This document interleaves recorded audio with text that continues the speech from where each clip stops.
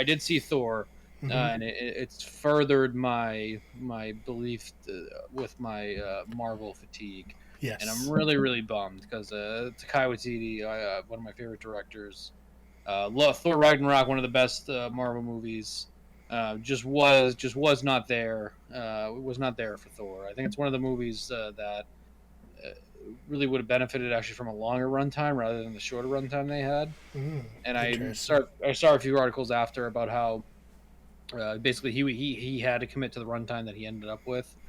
I'm not necessarily saying he could have made a better movie. He himself was going to make the better movie with a longer runtime, but I think that the story that was being told probably would have benefited from that overall. There's just so much that's left out, like to be seen. I guess like it's a small spoiler, but everybody knows she becomes Thor with Natalie Portman It's in with the Shield. trailer. I think that's fair game. Uh, you don't see her actual transformation into Thor.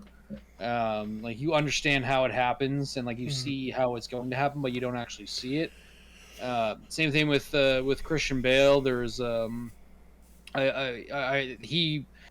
he's in the movie a decent amount, but that movie for sure could have benefited from him being in it much more. I don't know. I give it on Letterboxd. I gave it 3 out of 5 stars, which is for me that's like pretty average. So I don't know. I'm just bummed. And for reference, I gave Multiverse of Madness 2.5 stars. So I'm Okay, like, it's a I'm little really, better than Multiverse of Madness. I'm really kind of just, I don't know. And it is nice because they're kind of now that we don't have this.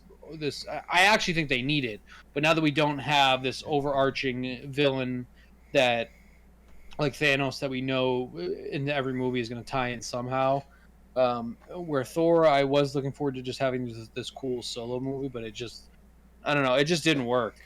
Christian Bale was very good, but he wasn't in the movie nearly enough um, to kind of like fully praise his performance. You know what I mean? Like he was Sure. very very good, but then like he just wasn't in it enough for me to be like, holy shit, what a great villain. And there's just a lot. You figured for Thor the God Butcher, you would see a lot more God Butcher, and you don't. So I'm actually very very disappointed overall. It's a fine movie.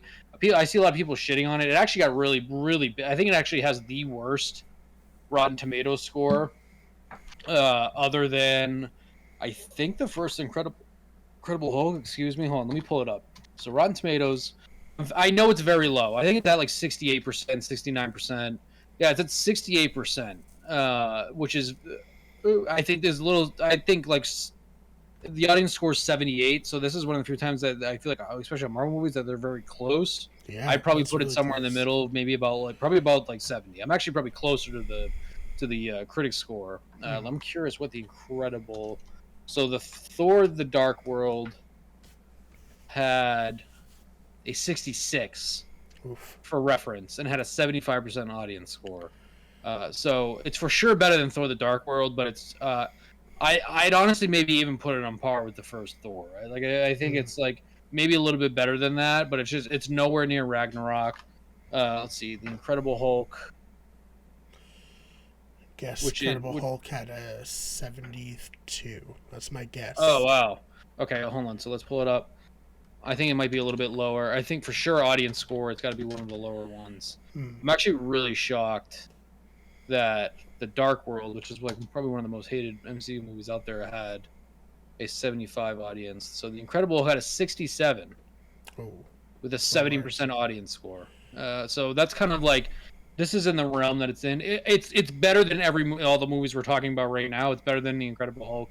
It's better than Thor: The Dark World. I'm actually really curious too. Iron Man 3, which I like, but apparently a lot of people hated Iron Man 3. Oh, that's great. Iron Man 3 has a 78% audience score, which is the same as Thor Dark World, and Iron Man 2, which is my personal least favorite MCU movie. Iron Man 2. That's a lie. Incredible Hulk is actually still my least favorite. It's 71% audience score, 72 Rotten Tomatoes. So that's like what you're expecting. This is very much like it's very much like an early MCU movie, and I think that that's like an issue, especially with the director that it has. And Chris Hemsworth really comes into his own. The Guardians are in the movie for maybe about like 4 minutes. Oh, that's so disappointing. So it's like they're on like the poster, but they're in the movie for literally one scene. Yeah, I'm really bummed because now because I used to obviously shout out Brian Wong. There's no way he's listening to this. He knows our frequent listeners. I used to go to the movies like 2 or 3 times a week, Yeah. but now it takes a lot for me to get out because I've moved, and the movie theater I go to is about 45 minutes to an hour away from me. Oh, yeah. So it takes a lot for me to go, and so I got there, and yeah, it was bummed. So it's like it's actually it's a double-sided coin going on here because the last movie I saw before that was Top Gun Maverick, which was one of the best movies I've seen recently. For sure, one of the best like blockbusters I've seen recently. So yeah, if you haven't seen Thor yet, I think that it's something you can probably just wait to see when it's on Disney Plus. I saw like a list too comparing all the Phase 4 because as I mentioned, I'm not going to rehash everything I said before, but I'm really disappointed with all the shows too. Mm-hmm. So everything in Phase 4 movie wise. So there's Shang-Chi, there's Multiverse of Madness, there's the Eternals, There's a Black lot. Yeah. Black Widow, and Thor. I think that's all the movies, and I would put probably Shang-Chi first, Black Widow second. No Way Home too, right? No Way Home. Yep. So I actually, believe it or not, I'd probably still put Shang-Chi first, No Way Home second, and then overall, I don't think any of those movies are like home runs. So I don't know, and I think it's tough too because Benedict Cumberbatch is kind of he is the new Robert Downey Jr. for this franchise. Mm-hmm. He is, yeah. And I don't know, and like they're kind of trying to make that dynamic too with Scarlet Witch and fucking Doctor Strange. Doctor Strange. Too many characters. Gotcha. Yeah, there are at this point. Yeah. It seems like that they're kind of trying to make them the new like Cap and Tony, and like obviously that's a pretty big downgrade. Even though I really like those two actors a lot, Elizabeth Olsen and Benedict Cumberbatch. So I don't know. I really have a hard time believing that Marvel is going to have another movie that's going to be as good as the things that we got with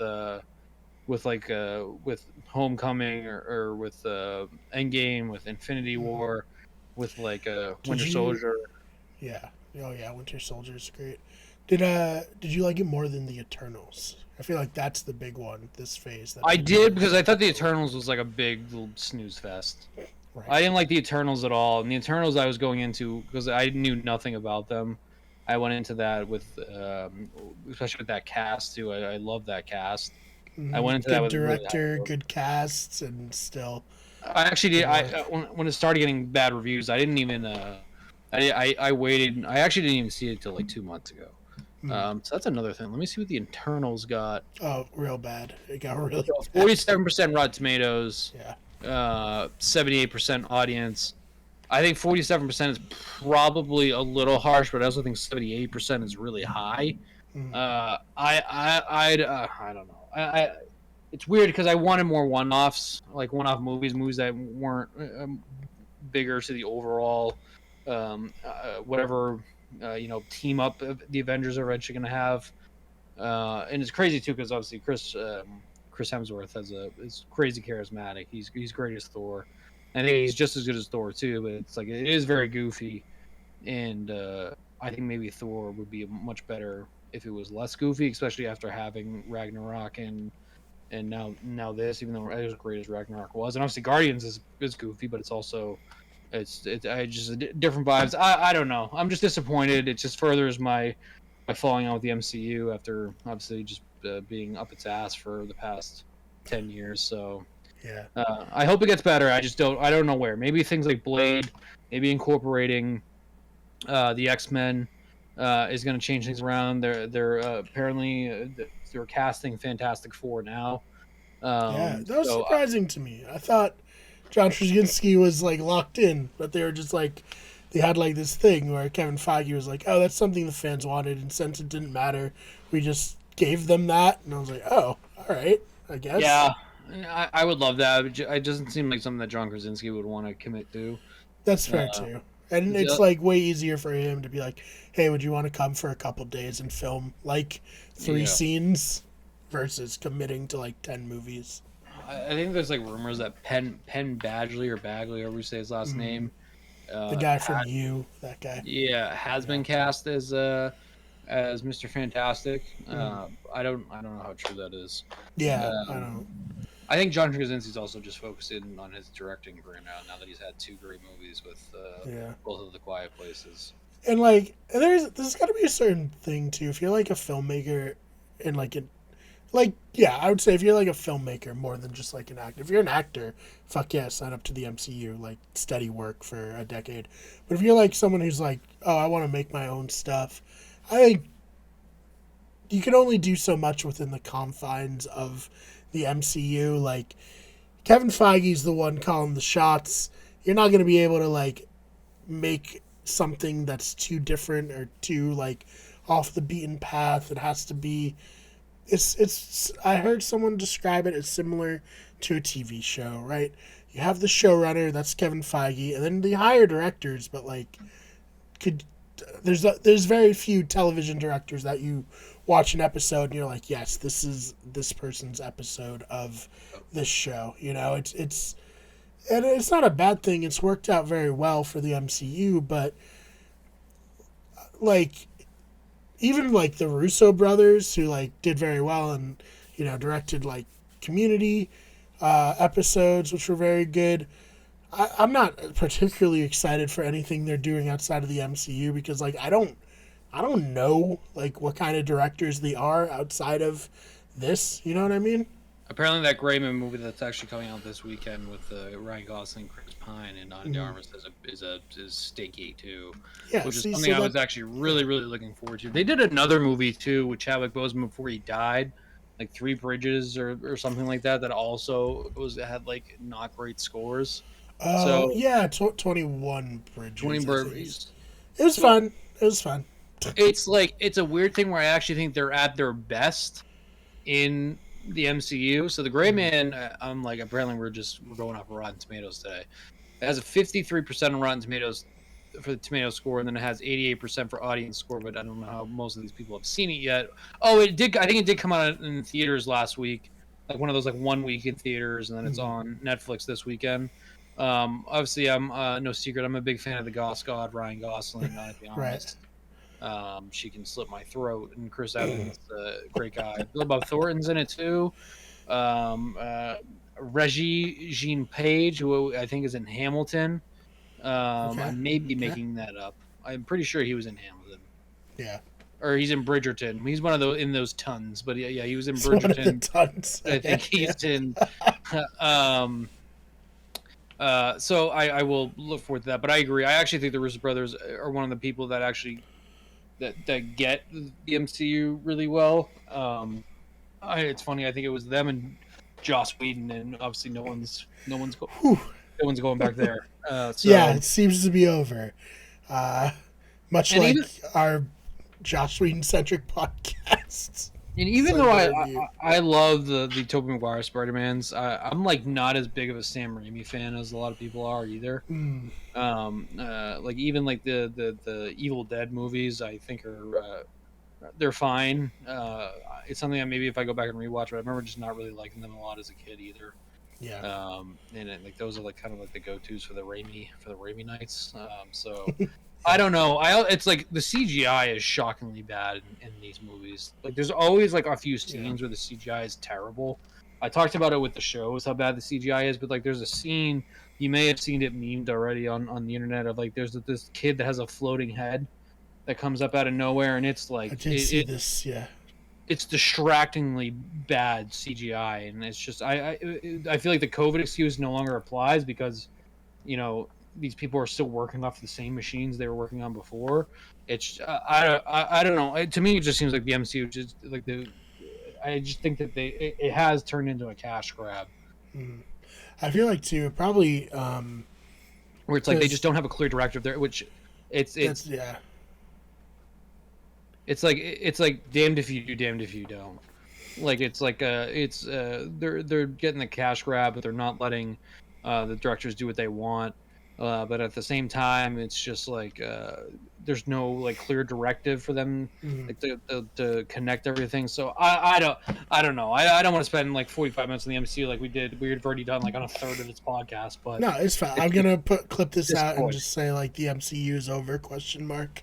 Um, get those types of clicks, but I yeah, no, think I think it has a little bit to do with there's such like a there's a lot of cooks in the kitchen yeah. for Disney and MCU, so I think what's happening is like, oh, let's do this idea, and then like they go and like talk to like tons of people like, oh, we want to make this change and this, and then like the people making the CGI have to keep like redoing their work over and over and over, and then you get what like I was listening to a podcast and there's a costume designer who worked on a lot of stuff, but was most recently worked on Christopher Nolan's newest film, Oppenheimer, and she was saying that like Christopher Nolan knows what he wants. Like he's not someone who you have to present 100 different ideas to. Mhm. He's someone who's like, this is the look I want. Go make it. Like you have all the time now to make it what I want, rather than like making a ton of things at a lower like level and then just going from there, and then it looks kind of bad.